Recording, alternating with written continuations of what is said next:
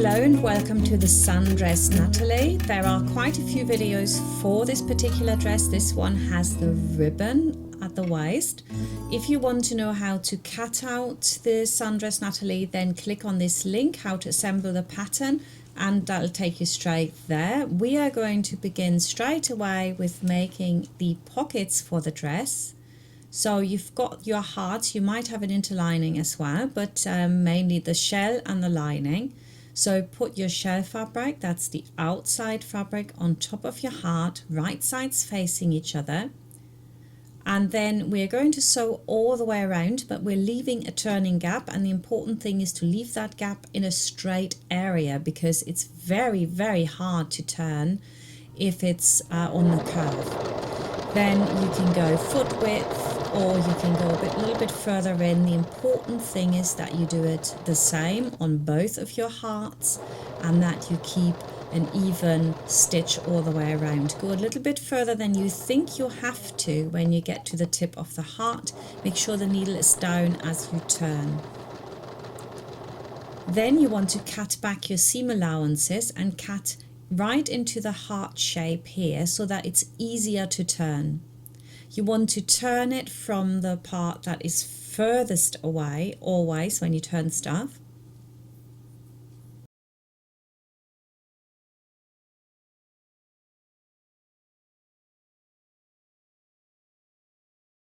Then it looks like this. Now I've triple stitched the top already, and that is where the hand is going to go in. So when it's all sewn together, it'll look like a complete whole round stitching shape.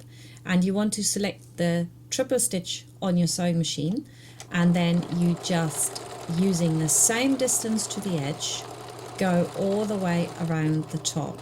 The triple stitch is really for jersey, but I love it because it's so thick and it looks like an embroidery stitch. So you go all the way around that top. How do I get those pockets now on so they look like that, and I've got enough for my triple layer hem here? So what you need to do is to take a tape measure, so you make sure they're not too low, and you put it 4 inches or 5, you could go a little bit higher actually, depends where you want them to be, and 1.5 inches from the side. And then you pin your first one on, take the second one, face it down, put the front of the skirt over it, and then you pin it again. And that way, of course, it is in the perfect position. You don't need to worry and re-measure on the other side. You can see here it's very easy and it's already in the right position. So now I can triple stitch the rest of my pocket on, and nobody will even know it's a pocket. They just think it's a heart. You can of course put like little buttons and stuff on the heart afterwards. Make sure that when you turn your fabric that the needle is down. That's ever so important, because otherwise it'll just give you a jaggedy edge.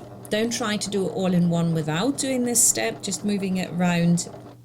It'll also do a jaggedy edge. And if you go and have a look at the stuff in the shops that have used this technique of stitching, you will see that I'm always reminded by students that they now look at it and they're thinking, no, I haven't done this right, have they? So we're now going to do a French seam, and that looks as good from the inside as it does from the outside. And the key is here that the wrong side is on the inside when you do your first stitching line, and you need to do about half a presser foot, which is about what, 4 millimeters maybe, or 5. And then we're cutting back that seam allowance, not too sharply. You want a good 2 to 3 millimeters standing. And then we're going to stitch it again, this time with the right sides on the inside, and we're using the same line on the presser foot to line up with, and that gives you a perfect French seam. It's never nice to have a really wide French seam. It totally defeats the purpose.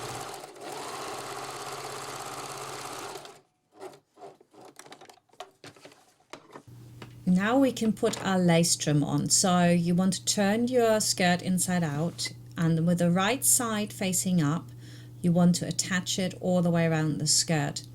I am using a centimeter seam allowance on all my patterns, which means this is not a centimeter wide, is it, the amount that is left at the top. So I had to move it down a little bit, so I still get my centimeter seam allowance, and I'm stitching right on the edge there.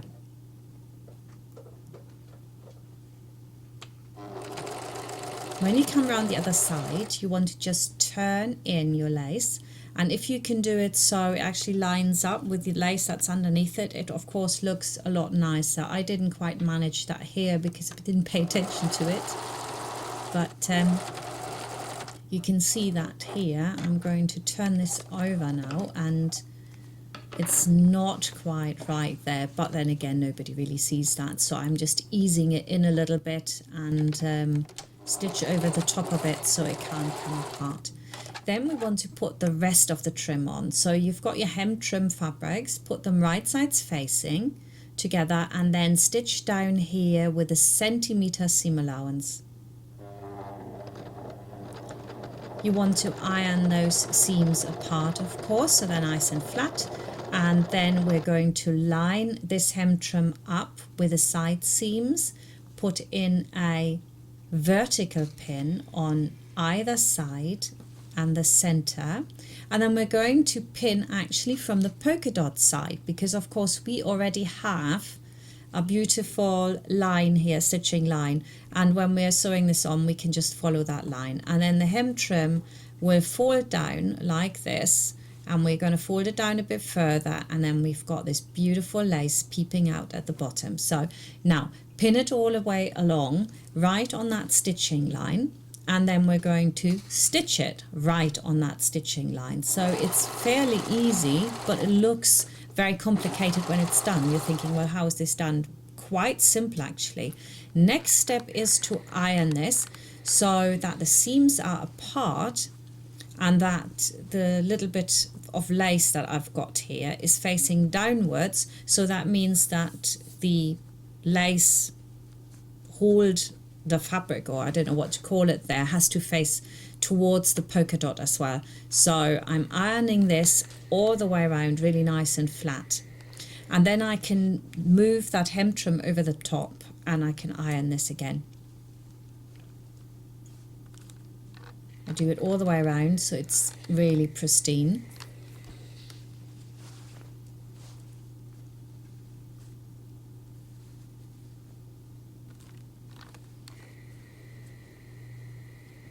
And the next step is simply to turn it in at the top, put some vertical pins in again, and this is 1 1/4 inches.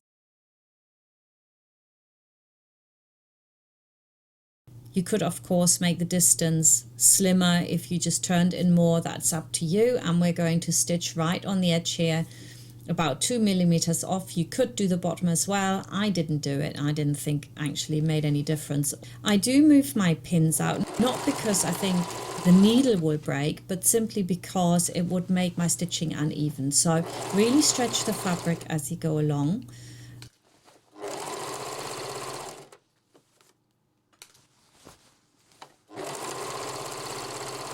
And you get a beautiful finish that looks as good from the inside as it does from the outside. Finally, we want to do the third of the layers. So 2 1/2 inches up, fold the fabric in and press it all the way around. So lift it up, fold it over, 2 1/2 inches and press.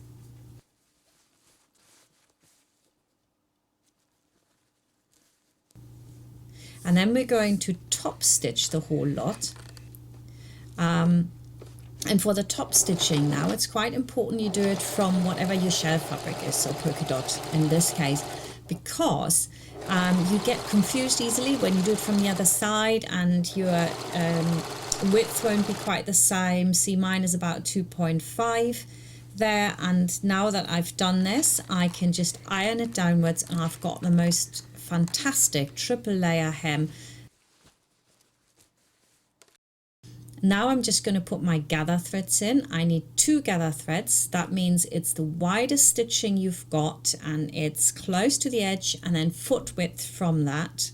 And I can put this away now and start on my bodice. First of all, I'm going to make my shoulder straps. So I'm going to fold the strap material in half and iron it, fold the sides in and iron it, and then fold it over and iron it again. I'm using a triple stitch here to go all the way down. There's another video that shows you how to do this bodice with the bias bound edges. So when you're sewing down, you need to make sure that you actually don't let the fabric move. What the triple stitch does, it kind of pushes the fabric. So if you hold against it with your left hand, that means it'll come out perfect.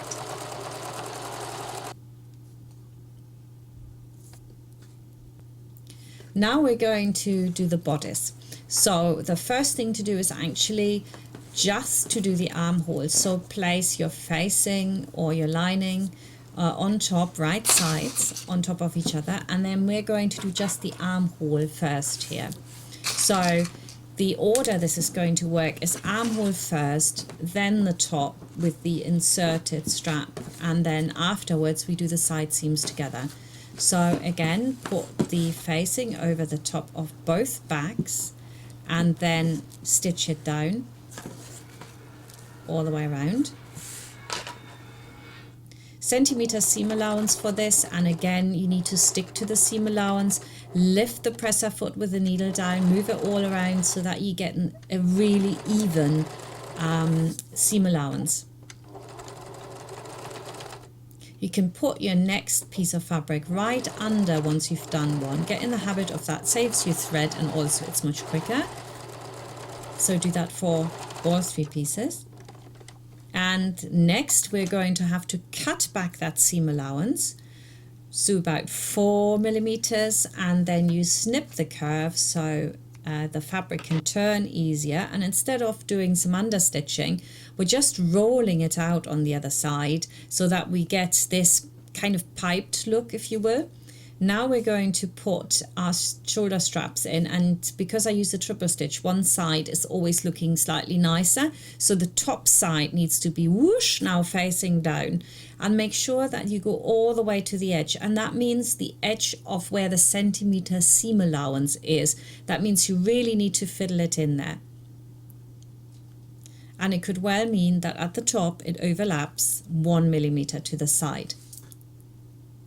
You can pull over your seam allowance and stitch that in as you go, but you don't have to. You can cut that back later. And then we do the same on the other side. So good side down, move it right into the corner. And if you watched really closely, you could see that I didn't move it right into the corner. I actually had to do that one again. I had to unpick it and do it again. So move it right into the corner, and then when you're sewing this, you want to stretch the fabric a bit at the top so that you get all of it in really smoothly.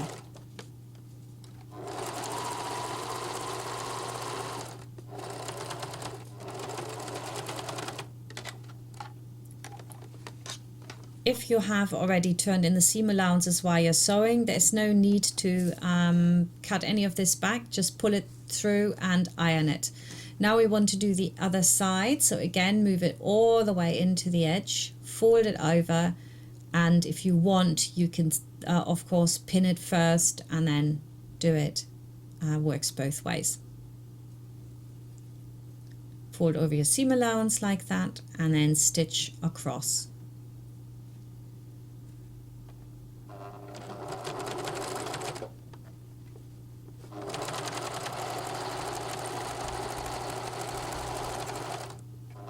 Next, we're going to do the side seams. So you put the side seams on top of each other, so the front onto the back, and you can now sew together the whole lot in one go, and then you iron the seam apart, which is something I've shown in many other videos as well. It's such an easy way to do this.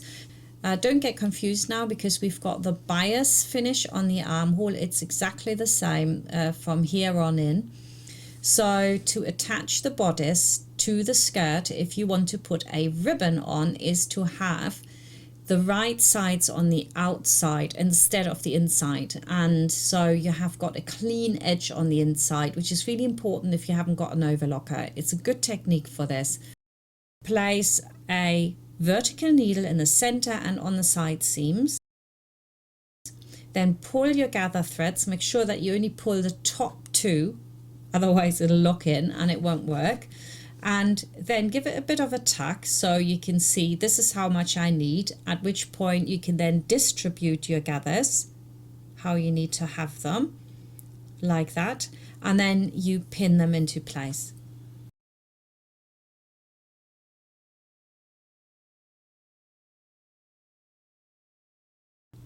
Next, you're going to secure the side once you know how much you need there. So this is secure and can't go anywhere. And this time the pleats are more to the center of the side. Yeah, so you've got a little bit of flat on either side of your gathers. When we sew this together, we're actually again sewing a centimeter seam allowance, and that should be right in the middle of the gathers, and you can arrange them a little bit more with a pin like this and then just go over.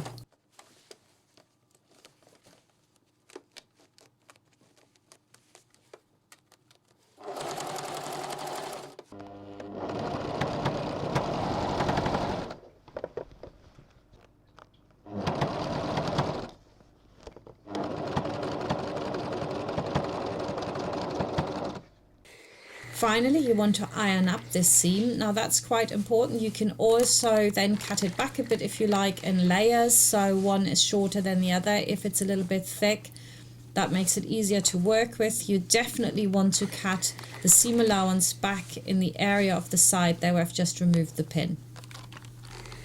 That is so that when we put the poppers on later, they actually won't pop back off. Now we can put our ribbon on. The ribbon goes over those nasty little edges, so it makes it look totally clean.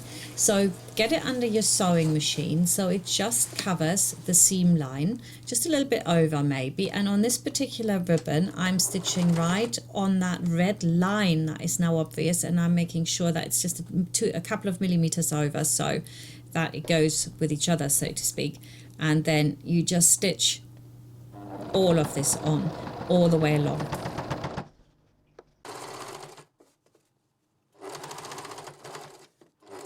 Now we're just going to move it out, and we start again at the beginning, and this time we're going to do the top one. So again, I'm stitching right next to that red layer, but on the smaller sizes, of course the bodice is smaller but the ribbon is the same size. So you might want to hold it in a little bit like you can see me do here, so you don't end up with a pleat on one side. So a little bit of holding in just in the area underneath the armhole. It's not much, but be aware of that. And that's for sizes 1 to 2 and 2 to 3. Now we're going to do the closure. So I've got my fabric here, iron to the middle, then the sides towards the middle with a centimeter seam allowance, and then that's basically it. I am using here a white fabric. This was for my second dress, which was too thick, and actually the poppers came back off. So make absolutely sure it's as light as possible.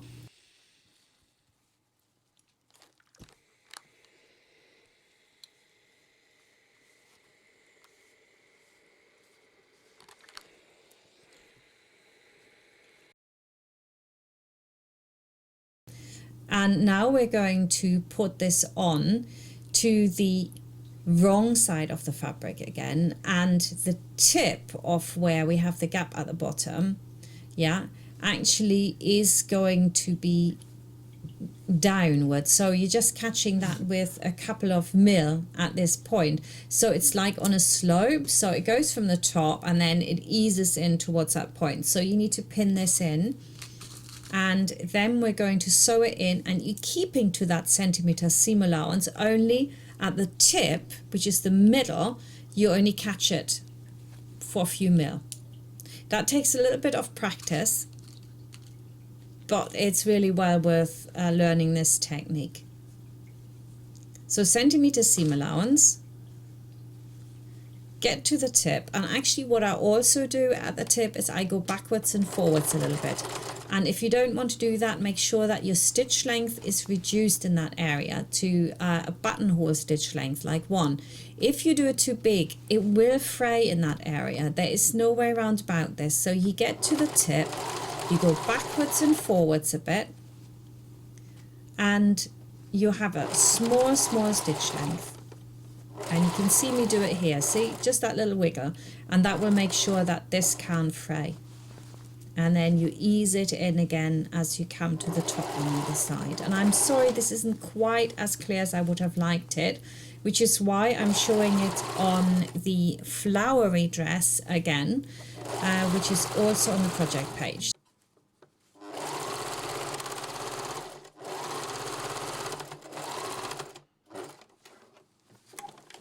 So you can see it again.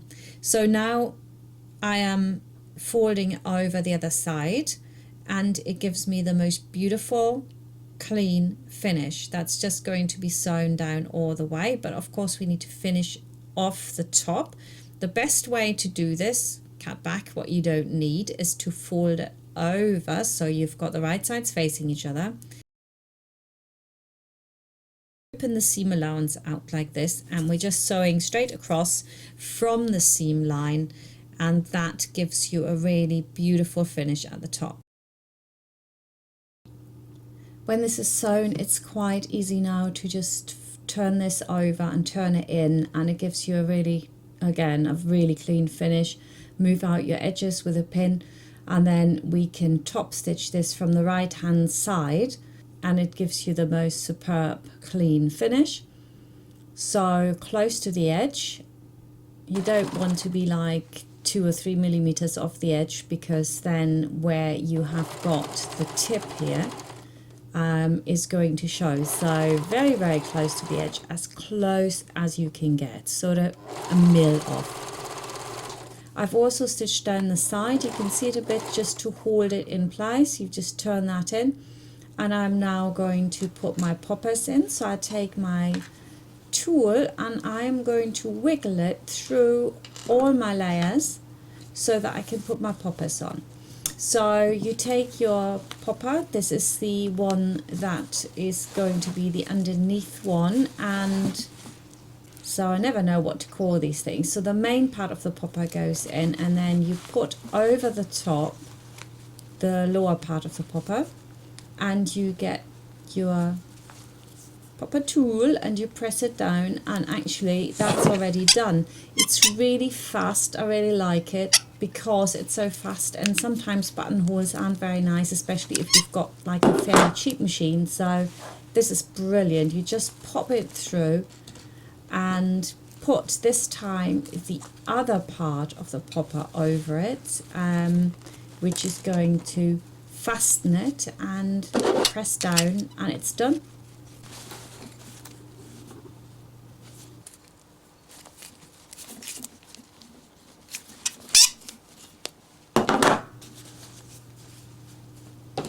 So cut off your threads, always keep it nice and neat. And when I close that, now we've got the popper in, and then I can just put the other 2 poppers in the same way. So going through all the layers, put them in, and it's really nice. But word of wisdom here, it has to be lightweight, so if it's too thick your poppers won't go in. And now we can make our bow. The bow is also a pattern that comes with your pattern pack, so you want to sew across it there and leave a turning gap, fold it out, and then sew across the sides. And I've done that now, so I need to turn it, and again, once that's turned, it's going to be ironed flat and all the corners moved out. Then thread up a needle with double thread and go all the way down, like in this weaving motion, through the center, and you already got a bow. So you wiggle it all the way around and then secure your thread, and the bow is basically done, which we then need to apply to the dress. Now obviously you could put a ribbon over it, or the little bit of fabric ironed in from both sides so it's all the same color. I've decided to put a button on it. So first of all, to do this, I am securing my bow with a few stitches so it can't move. And then I'm going to put my button over the top. Now I think that's really nice. I've seen that done somewhere else and I thought, what a good idea. I'm going to do this too. So you have to go through all the layers again, and this is a bit arduous. It actually took me a little bit longer than it looks here, so it's a bit fiddly. But once the button's on, the button's on. Secure it really tightly so it can't come off, going through all the layers.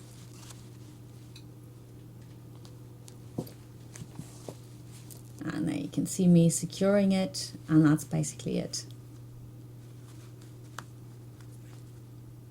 I do love working without an overlocker, I have to say, because I do think that everything looks so beautiful. There are quite a few other versions on my project page for this pattern, so go and have a look how they are done, because for every different look you need different techniques, and so I'm going to introduce you to all these different looks. And if you want to get the pattern, obviously the link to that is also on the project page for the Natalie dress on frocksandfrolics.com. Thank you very much for watching.